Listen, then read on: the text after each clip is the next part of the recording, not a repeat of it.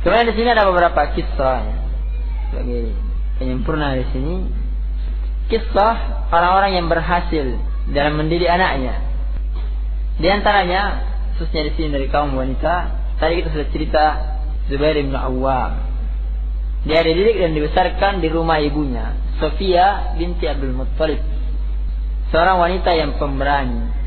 Karena itu ketika terjadi perang Uhud, ma'ruf ketika Hindun bintu Utbah itu membuat Hamzah tidak berdaya dengan liciknya sehingga terbunuh, sehingga dia mengambilnya, membunuhnya, membelah perutnya, mengambil hatinya, memotong-motong hidung dan telinganya, sehingga jasadnya menjadi tidak karu-karuan.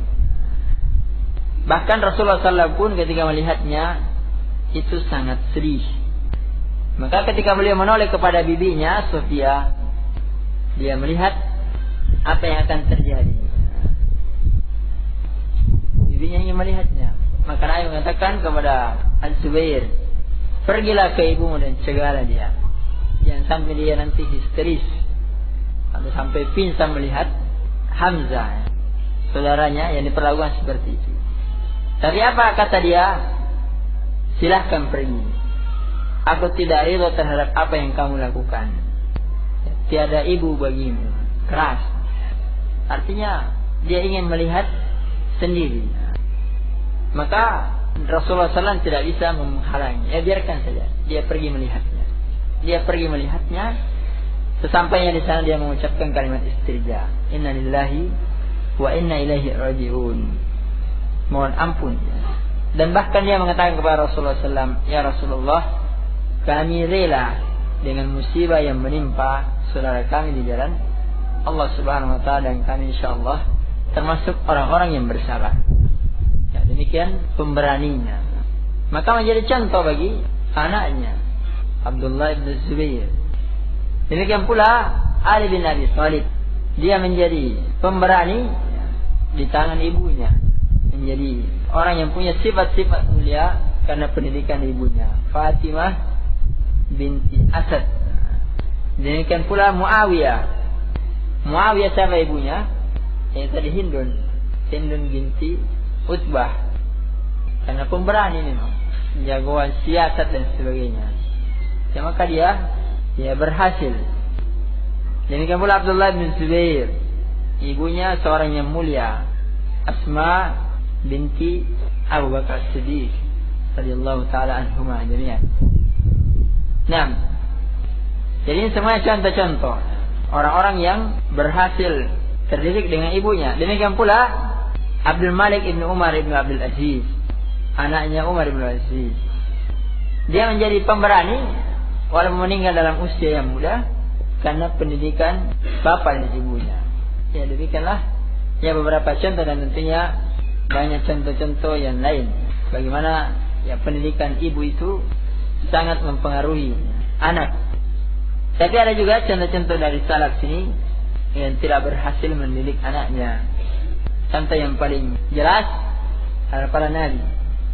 Antaranya Nabi Nuh alaihi salatu wassalam. Kemudian antara para Imam Syu'bah bin Hajjaj rahimahullah. Dia mengatakan, dilahirkan untukku seorang anak, maka saya beri nama Sa'ad supaya dia bahagia. Tetapi dia tidak bahagia dan tidak berhasil. Suatu saat saya pernah mengatakan, pergilah kepada Hisham Ad-Dastawai, seorang imam ahli hadis, untuk belajar. Tapi apa jawabnya? Saya ingin mengurus hammam saja, mengurus WC. Ya begitu. Imam bapaknya tapi anaknya kadang-kadang ada juga yang seperti itu. Demikian pula Ismail ibn Ibrahim ibn Miksam, seorang yang saleh. Di antara ada anaknya namanya Ibrahim. Anaknya menjadi seorang yang Jahmiyah. Ya. Yang jelas hidayah itu di tangan Allah Subhanahu wa taala. Artinya ada contoh-contoh. Tidak semua memang itu berhasil mendidik anaknya, karena itu tergantung dari takdir dari Allah Subhanahu wa taala. Karena itu penyair biasa mengatakan, yang sering kita dengarkan, idza kanat tiba'u su'in fala adaba yufid wala adib. Kalau memang tabiatnya tabiat yang jelek, maka tidak ada adab dan tidak ada yang bisa memberikan adab padanya. Yang banyak juga jenis manusia begitu. Ikut ngaji ya ngaji, tapi sifatnya ya begitu-begitu juga, tidak mau berubah. Bahkan yang kadang-kadang menjadi ya fitnah. Karena itu juga disebutkan anak-anak kadang menjadi musuh. Inna min azwajikum wa auladikum aduwwan lakum. Di antara anak-anak dan istrimu itu ada yang menjadi musuh bagi kalian. Ahzaruhum, berhati-hatilah terhadap mereka. Tapi sebabnya yang paling besar adalah dari kedua orang tuanya. Yang paling biasa terjadi, yang paling sering terjadi, ketika anak itu sakit. Anak sakit, maka pasti susah bapak, apalagi ibu. Maka kadang-kadang kalau tidak ditahan dengan iman, segala cara digunakan. Apalagi kalau sakitnya lama, tidak sembuh-sembuh, ada yang beritahu di sana ada orang pintar. Saya datang lagi karena ingin sembuh. Tidak perlu di jalannya baik atau tidak baik, pokoknya harus sembuh. Ini jalan syaitan yang paling sering mencelakakan anak. Kadang-kadang juga sebagian manusia ya banyak yang membuat kelalaian dalam mendidik anak karena sebab mencari rezeki, pergi pagi pulang malam, tidak pernah diperhatikan anaknya. Padahal anak itu perlu perhatian, perlu musyawarah, perlu tukar pikiran, perlu berbincang-bincang, sebagainya. Tidak. Ya banyak manusia begitu karena faktor pekerjaan.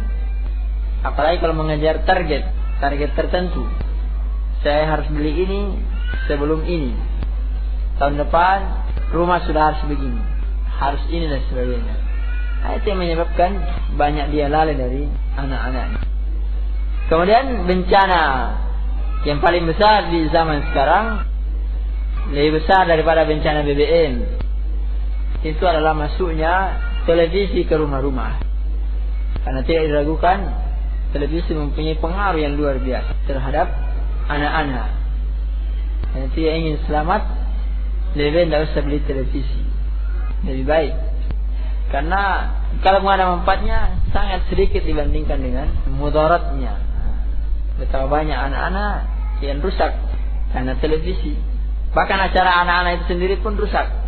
Filmnya film Jepang, diajar berpikir berhayal 50.000 tahun yang lalu. Ada gunung es, salju, ada gadis pingitan di situ, anak raja, macam-macam. Nggak tahu dari mana ceritanya. Atau diajar anak-anak jadi jagoan. Jagoan apa itu? Macam-macam. Ya tidak ada pendidikan imannya sedikit pun. Ini sangat berbahaya. Apalagi berhayal. Anak-anak juga sifatnya suka berhayal, berangan-angan yang besar. Jadi kalau dilihat lagi dia film-film begitu, tambah. Ya memang hiburan, tetapi hiburan yang tidak mendidik. Karena itu hendaknya ya mereka menjauhkan diri dari bencana televisi. Kalau dianggap orang ketinggalan zaman, biar saja. Zaman juga tetap akan berlalu, tidak akan ditinggalkan. Hari ini hari Ahad. Ahad tidak tinggalkan kita.